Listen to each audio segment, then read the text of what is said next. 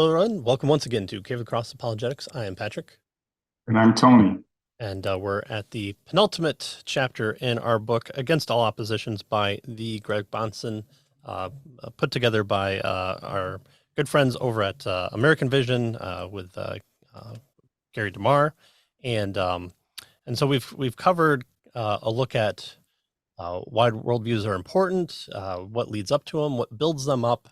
We took a look at kind of different quadrants of where people fall within the context of particular points of worldviews. We've bashed atheism quite a bit, and now we're looking to bash other religions because, believe it or not, there are other belief systems in the world. And what about them? Can you have justified true belief in Islam or in Buddhism or in Native American spirituality, whatever that might be? And so in chapter 10, a quick course in comparative religion, we're going to look at, is it possible for other religions to kind of make the same claim that Christians do by saying we have the preconditions of intelligibility founded in the revelation of God, which is found in the Bible, and can they make this similar claim by pointing to their religious books or to their religious system? So this will be a good chapter, especially if you're just kind of used to the Abrahamic religions and interacting with them. This might provide a different avenue of looking at maybe the more Eastern religions that I don't think at least Americans have a full consideration for. All right, so he talks about at the very beginning in previous chapters, we talked about atheistic materialism, but that is not the only option out there. In many cases, the tools that he's given us to deal with atheistic materialism will also be helpful in doing apologetics with people who hold other worldviews. And he says, we'll continue with the same technique, but with different questions and different problems as we approach these other worldview options. Yeah, good. So first one, this first section, he's labeled believers in a non-physical realm. He says the atheist has a materialistic worldview, but now let's talk about any kind of philosophy that says, we believe in mind and body. So this one is more than just the materialistic worldview. This is dualism. It's generally what we call this, where the philosophy says we believe both mind and body, that is in the physical and the non-physical. So this worldview believes that there's not only just a physical universe, but also that there's a realm of ideas or a mental realm or a spiritual realm of some sort, not spiritual in religious sense, but in the sense of non-physical. So that's what we mean by dualism. So this world approaches it saying that there are two kind of ways that reality is about, right? Physical and non-physical. Right. And so we once again return to our good friend Plato and his forms, and this is kind of the best laid avenue of that of someone who has an understanding. Yes, there is a physical world, but there's also this kind of non-physical world where certain ideas and forms kind of hold their place, and so that's what we're going to talk about here. So Plato did not believe that the physical world was ultimate reality. In fact, he thought that it was at best secondary reality, which on certain days I also think maybe that's a little bit more true than what we want to believe as well. But the physical world is always changing, and therefore it can't be the object of knowledge. For whatever it is that we know, it is unchanging, right? The thing that you call a plant is still a plant tomorrow. And so for him, there's a sense of plantness that exists opposite of that plant that's currently dying and shedding seeds and changing. And changing. Exactly. Right. So as things are, the flux, the flow, whatever, things are flowing and that sort of thing.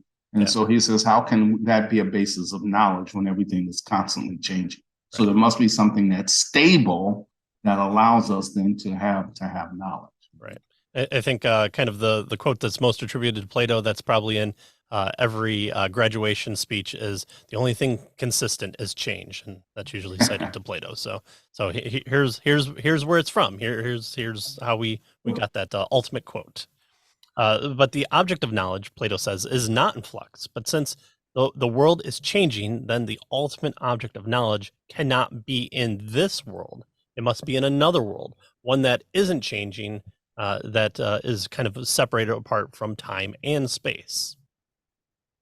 Yeah, good. And so he says that we're going to move on to refute Plato, but we need to be aware that there are many people who would not call themselves Platonists, but who have the same basic problem, right? They want to say that there is physical cosmos, matter and motion, but they also want to believe in something like love or justice or fair play. And so under the skin, he says, they are philosophical brothers to Plato. They are dualists. Plato says there's a realm of things like duckness or horseness or justice and love and triangularity. There are these kind of perfect things that if you were able to kind of go there, it would encapsulate everything that would be those things. So if you see a duck kind of in the world, and he always gives this example of kind of Huey, Dewey, and Louie out on the pond, they change, they might lose their feathers due to disease, but there's still something that is a touch point that we can say, these are ducks because of this kind of idealized realm that we can point to. And so, in fact, everything that you think about, unless it's disreputable, like warts and other nasty things, so kind of the good, the ideals that we kind of the virtues that we think about, it has a form in that realm, that other realm.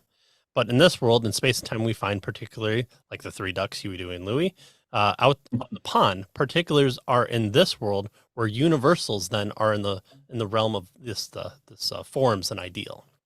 Right. So he makes this distinction, right, between things that are universals, like duckness, right? So we look at it, how do we know that this yellow duck is like this white duck is like this black duck? They're different colors, they're not the exact same duck. How do we know they're all ducks? Well, he would argue that they partake of the form duckness, and therefore we capture that form in these particular, individual ducks. So that's what he's getting at. The form doesn't change where the particulars do. This is the zoo that you want to visit, because this would be the best representation. So aliens abduct the best of the quality of each thing in the world and puts it in a zoo. This would be the one that you would want to go to, because you would look at it and say, this is the perfect duck. Yeah. Even though you can't see and you can't experience that particular realm, right. It'd be nice to go to that zoo. Yeah. Exactly. So how do we deal with this kind of approach, right? It's not just the physical world exists, like the materialist says. This approach admits that there is a non-physical component of reality. So how do we deal with it? Well, we go similar right back to the kinds of things that he's already talked to us about, right? The question of how do you know, right? He says, now, what question would you be inclined to ask Plato? You always want to ask, how do you know, right? How does Plato know that there is another realm, especially, since we can't even experience it's non-physical, right? So he says, in fact, Plato works right into the apologist's hands at this point, because his answer, unlike what other less sophisticated people might say, would be, I've never seen that other realm because it's not open to the senses, but there must be such a realm. It's a rational necessity. So if there's no other realm like that, then we cannot make sense of our experience, right? And of course, that's the point, right? Okay, fine. So if it doesn't exist, you can't make sense of your experience. Well, that's a problem.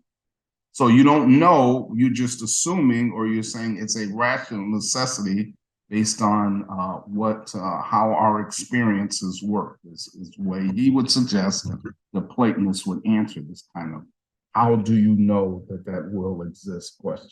Right. This is the guess and check.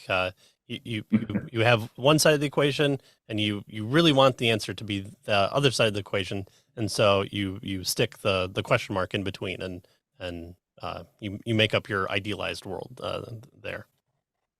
Right. So the first person who refuted Plato actually was one of his best students, which was Aristotle. And I always appreciated learning about this, was that Aristotle was so antithetical to who Plato was, but viewed him as a great master and of his teacher. And so it's really interesting to think today you wouldn't have this dichotomy between kind of a teacher and a student. You would have, oh, this person is of, and we talk about it even within the scope of theology. Oh, these people are Van Tillians, and so they follow this Right. one. But So they follow exactly.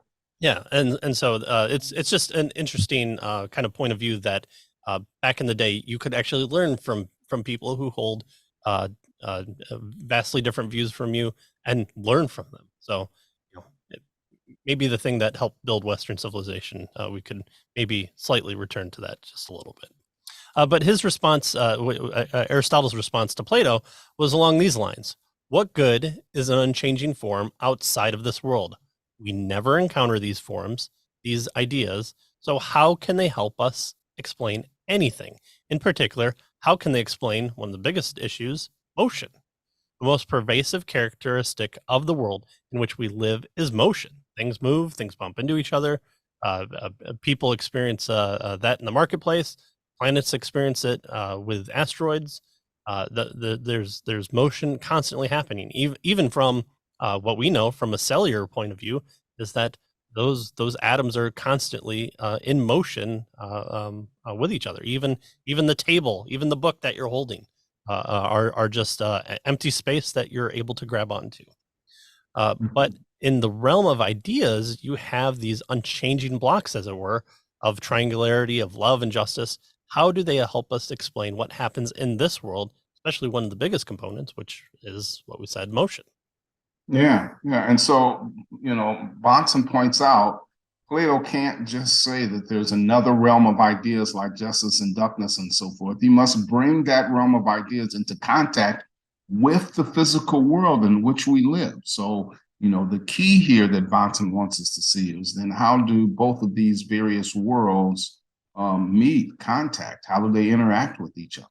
Now, Plato knew that this was a problem. And so when he was pushed on how the forms inform the physical world, he said he didn't know and had to resort to a myth, Bonson tells us, a story, he didn't even believe was literally true, right? So, it's kind of like this, but it's not exactly like this. Right? He says that Plato said that the, Demiurge imposed the forms on the material world many years ago. So it's kind of like, a cookie cutter type of analogy, right?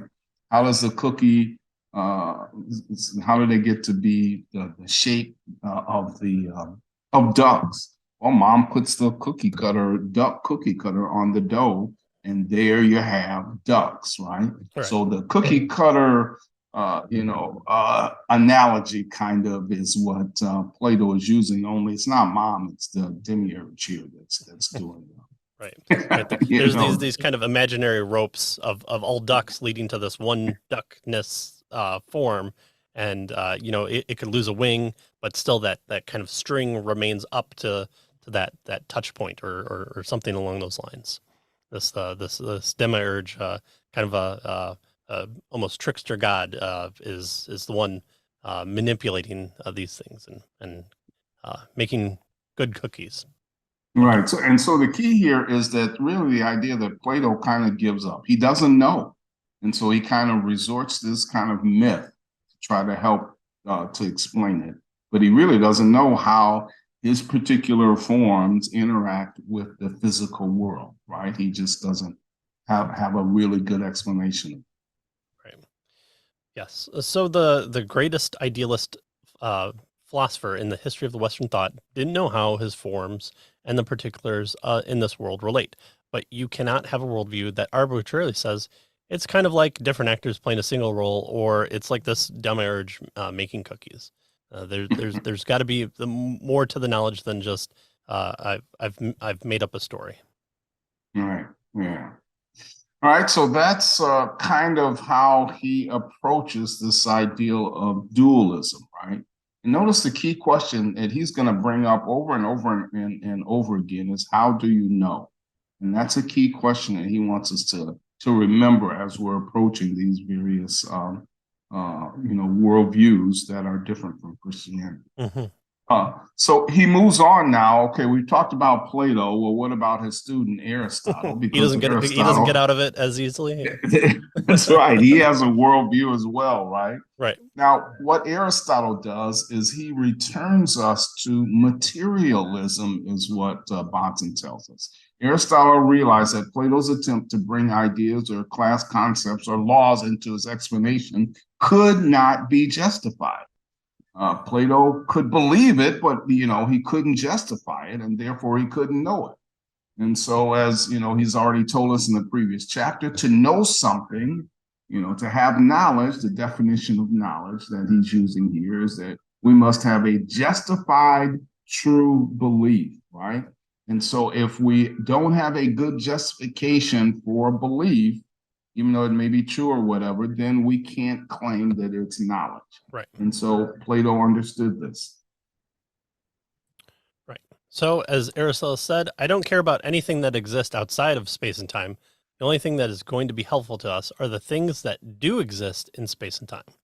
Then, of course, we've returned to materialism though Aristotle was technically not an atheist, even so, his materialism is tantamount to atheism or the atomism, and you can start dealing with it along those lines. And to see where we get issues with just material world only, we can look at the past two episodes that we've done there.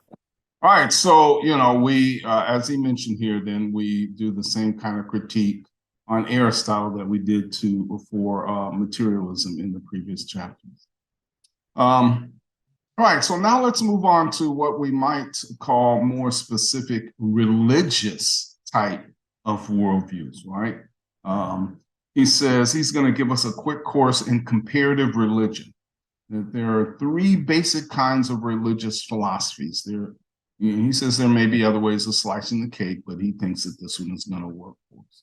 So first, there are religions of transcendent mysticism, right? Religions of this sort, he tells us, place an emphasis on what goes beyond man's experience. So these are transcendent religions, that is, they transcend our experience, and they are mystical in their outlook. So that's kind of the first example that he wants us to see, right, of the three. So they eventually, he says, give up rationality and say that what governs religion is some kind of internal intuition or enlightenment or experience. So that's the transcend, these religions transcend our immediate, existence. Mm-hmm. Yeah, and makes it more personal there. Yeah, so the opposite of that are religions of immanent moralism. In these religions, it stresses is not upon what transcends man's experience, but rather on what's near at hand, the immanent or close at hand, the nearby. That's what immanent is. Like the end is near; it's very imminent. Some of these religions are actually atheistic, like Buddhism. They reject any transcendent reality, but their stress, whether they are atheistic or not, is on a god or religious forces that are close at hand, not outside the cosmos that transcend. So we talk about transcendence, especially in our last book, What About Evil? It doesn't go outside the cosmos and transcendence or outside our experience, but very much is a part of our experience. So it's kind of a more tangible, innate knowledge that you're doing. Yeah, good. And so for that reason, he says these types of religions are moralistic rather than mystical, right? So they stress inner, instead of stressing whether inner enlightenment and intuition and irrational concepts or some form of mystical contact with God, they stress an ethical code that must be lived, out in a person's life. So it remains to ask, he says, with regard to these kinds of approaches, what is the source of what constitutes their ethical code, right? And he says a good example of this is Confucianism. Confucianism involves the following a particular teaching of the master, Confucius.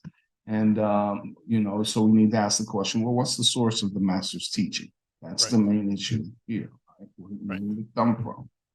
Right. And so if you've kind of been down the presuppositional route, the areas that we tend to talk about are the four that we've covered in previous chapters is the ability to do science, the ability to do logic, the inductive, the deductive, the existence of the mind rather than just the brain, and then the objective morality. And so Christianity tends to want to focus on those 4 points of view because from those 4 points of view, we're able to establish why they exist and showing other areas or belief systems that don't hold to those factors in some way. And so going back to Nancy Pearcey book, it's the things outside the box that we want to say that they exist, but because of our carrying out of our belief system, we want to keep out of. And so while there's these parts of reality that we have to either say don't exist, or we have to say that they're make believe or there's something along those lines. And so I think she talks about reductionism. Yeah. Right? That we reduce this to this. So it doesn't really exist. It can be reduced to this. So, the mind doesn't exist for the materialist. It's reduced to brain processes, kind of. Right. And so here, when we're asking about things like Confucianism, well, there's this guy named Confucius, and he says to live a moral life. And so if we follow him, then we're following Confucius. Okay, well, that might make you a good Confucianist, but we're wanting then to ask, well, why should we listen to Confucius? And so that's this path that we're taking down that we've done in other videos and other books as well, of saying, but why? And so what we're talking about here are kind of biblical counterfeits.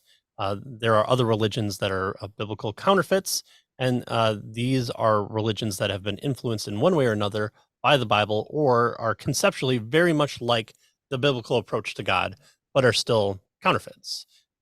They have perverted the true revelation of God in some way, and there are kind of 3 subdivisions that we can look at in this category, and that are most helpful. They're polytheistic, they're either Unitarian, or they're pseudo-messianic. So polytheistic, Unitarian, or pseudo-messianic. And so he wants to kind of work us through those particular approaches and then allow us to critique those approaches using his apologetic method. So first, the polytheistic approach, right? Poly means many, theistic is God, so many gods. He says these religions have a biblical-like view of God, that is their biblical-like, but they're not at all the biblical view.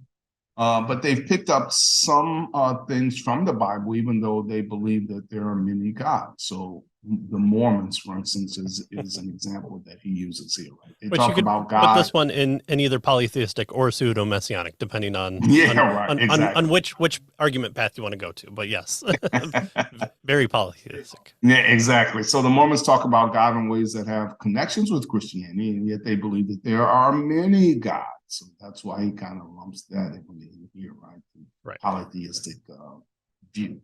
Yeah, and in fact, probably even more so than some of the Eastern religions like Hinduism. The fact that there's one God that spawns off many other gods, but there's also many other gods before Jehovah, who spawns other gods, and so on and so forth. So God's all the way up, God's all the way down. Well, and even in different universes as well. All right, so then there are the Unitarian biblical perspective. So poly, one, uni, one, or poly, many, uni is one, so one Trinitarian. So this is focusing not on the Trinity, but on the singularity of God. And so this is religions that have somewhat a biblical-like view of God, but do not believe in the Trinity. Instead, they believe there is only one person that is God. Islam is pretty much the biggest example of this, and Jehovah's Witnesses are another. All things all things are the Archangel Michael was created by Jehovah, and then from there, the Archangel Michael creates all things, and then changes his form to be Jesus. And so he's a god, but he's not the God, which is Jehovah. And so he's just kind of this demigod figure in Jehovah's Witnesses. So ultimately, they're Unitarian as saying, oh yes, God has made all things because he made the one being that makes all other things. So God's kind of that first step for them. So while we might think of them possibly being polytheistic because of what they change in John 1 of being a god among other gods, they're actually a Unitarian version of this kind of belief system. And then finally, we have pseudo-messianic biblical counterfeits. They have false saviors. They are leaders whom they put in place of Jesus. One of the most notorious examples, probably more so in Bonson's day, but probably littler Jesus's these days. But one that he picks is Sun Moon Yoon, or Sun Yoon Moon, I think that's it, who claimed to be the third Messiah and had a big revival, and came from, I believe, South Korea. And I believe the program Cultish from Apologia Church had a couple episodes that took a look at him. So if I this remember, guy was I'll big put into marriages and stuff. He would have these huge, like hundreds and hundreds of people getting married at the same time. He was a big marriage guy. All right, so what he does next then is kind of give us a summary, and then he's going to work through these various religious type worldviews, right? So he says that we have these different approaches to worldviews. Atheistic materialism says that there's only one kind of thing, and it's physical. Platonic dualism says that there are two kinds of things, body and soul, ideas as well as the physical world. And then he tells us now we have these religious worldviews, of which there are three kinds. One that says, the emphasis should be on what transcends man's experience, and ones that focus solely on man's experience and therefore on ethics, and one that in some way is kind of what he calls aping the Bible, right? And of these, there are three kinds. These kinds that kind of, mimic the Bible: polytheistic, Unitarian, and pseudo-messianic. And so what he's going to do now is just run through these three religious options, and he's going to give us one example and show us how that we can, using his methodology here, refute that particular approach. Right. So this isn't kind of the one-stop shop. There's way more to talk about, but he's kind of given an example of where these fail, looking at kind of a knowledge-based system. So, okay, Hinduism is the first one. Hinduism is the outstanding example of the religion of transcendent mysticism in the history of the world. As we mentioned before, Hindus believe that the world is an illusion. We're all trying to get to nirvana, but we can get there only if we meditate and get off the wheel of life. And so that's the ultimate goal, is we want to be good humans because we want to stop everything and live in perpetual bliss forever. We've already discussed this. So we have this samsara, is what they call it, this circle of life where you're born and then you adhere to the dharma, which is the law that they have, and then you acquire either good karma or bad karma. And then based on that, it results in what your new birth will be. And the goal then is to try to get out of that, samsara circle into nirvana, right? Or escape all of that particular circle. Right. And we see this play out within their society. The caste system of India kind of models this, because, well, you're poor because you're born poor because you've done harmful things in your past life, and so maybe next time you do better this one, and maybe next time you won't be so poor, and so that kind of talks about an expressed view of an internal belief system that is meted out. And so that's one of the things that, as presuppositionalists, we like to talk about, is what from your belief system drives your action, and does it account for it? Well, here they're adhering to their belief system. If you're poor, that's a bad thing. And so that clearly indicates that you've done the bad karma run route, the Fallout 3 video game that talks about good karma, bad karma for being mean or carrying out the objectives. And so the caste system is that outward expression. All right, and so we've already discussed this, but let's review the Hare Krishna, though they might not want to admit it, is really a variant of Hinduism, and the way that we approach the Hare Krishna follows in the previous chapter. It's the last video that we did last week for the short video, and it's also the way that we can kind of refute the Hindu here. If there are no distinctions, if all is really is one, then on that worldview, I'm already in nirvana because there's no distinction between being in nirvana and not being in nirvana, right?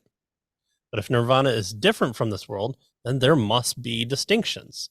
You must either give up Hare Krishna or Hinduism or give up logic. And Right. he said, if you're going to give up logic, at least be honest that you're going to give up logic.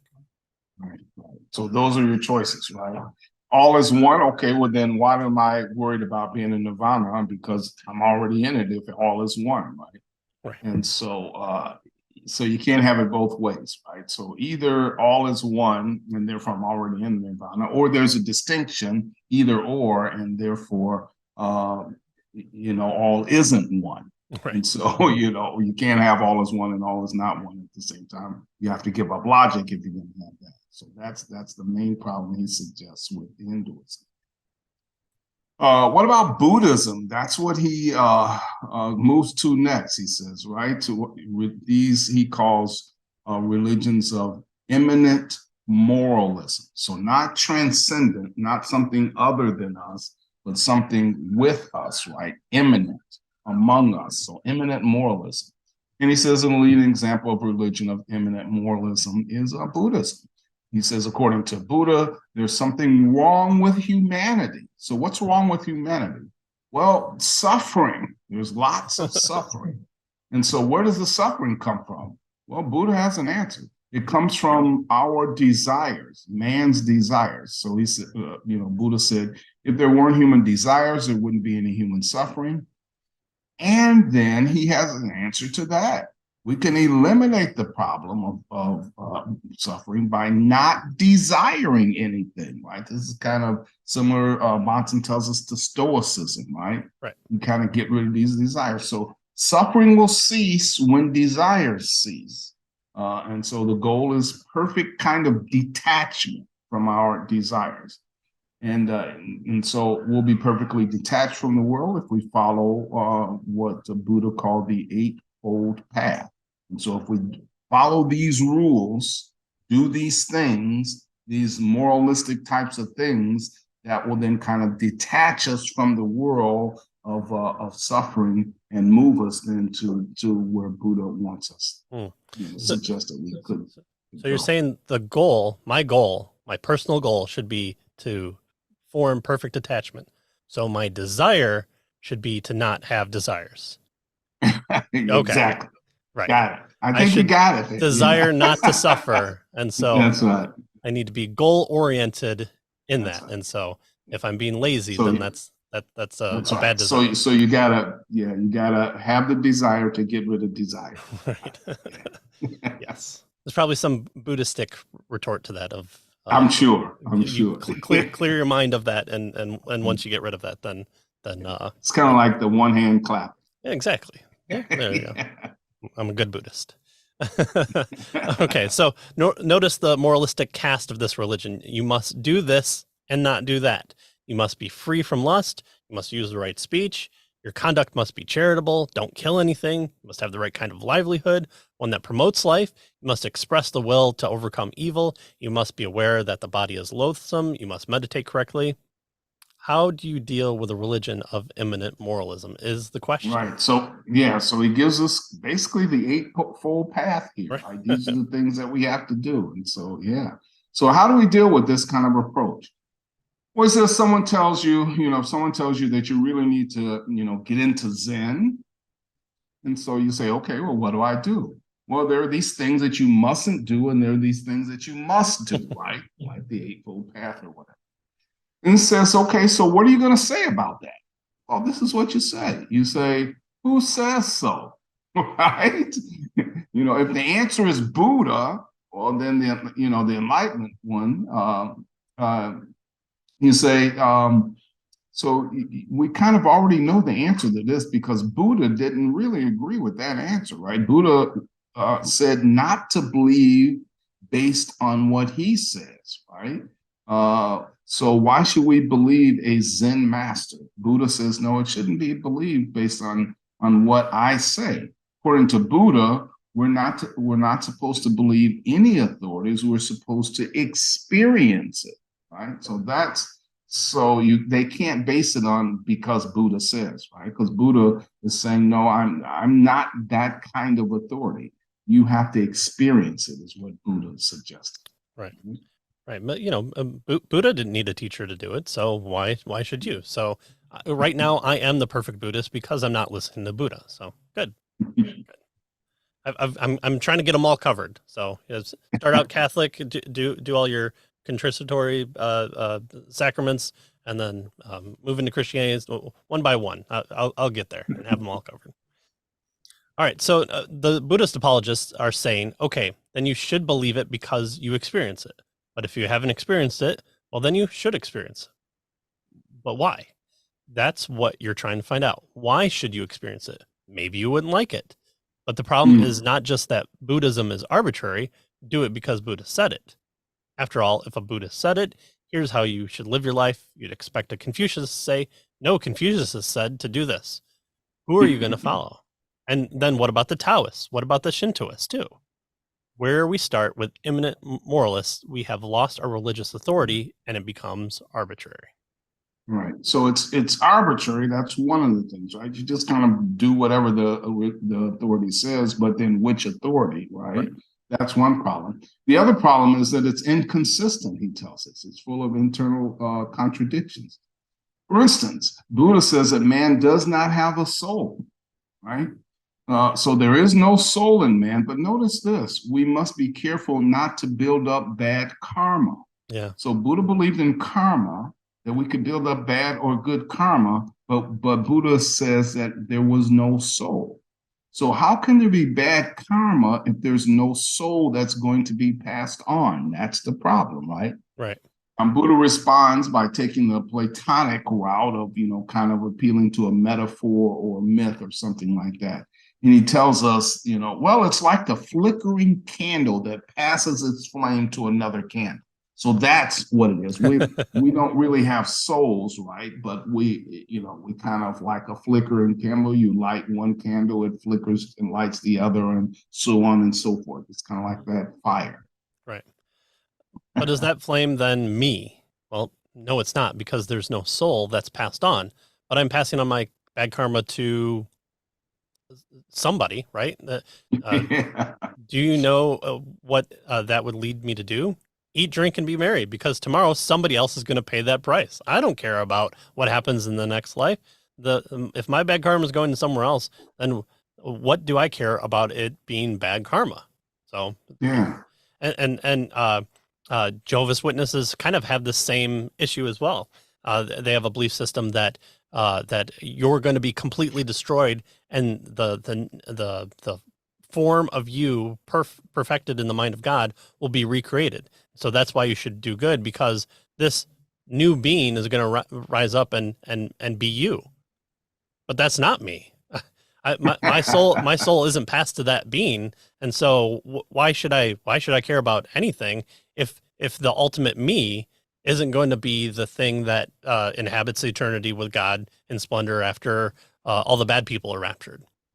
Yeah. Here's notice exactly. And so with the Buddhists, you can't have karma and soul, right? Because karma does. If you don't have a soul, you can't have karma and no soul, because if karma is supposed to affect the soul, but you don't have a soul, then it's not affecting anyone, right? And so as you pointed out here, the issue then is fine. I shouldn't worry about my karma if I don't have a soul, because I'm not the one that's coming back in the next life anyway. Somebody else is, right? Because I don't have a soul.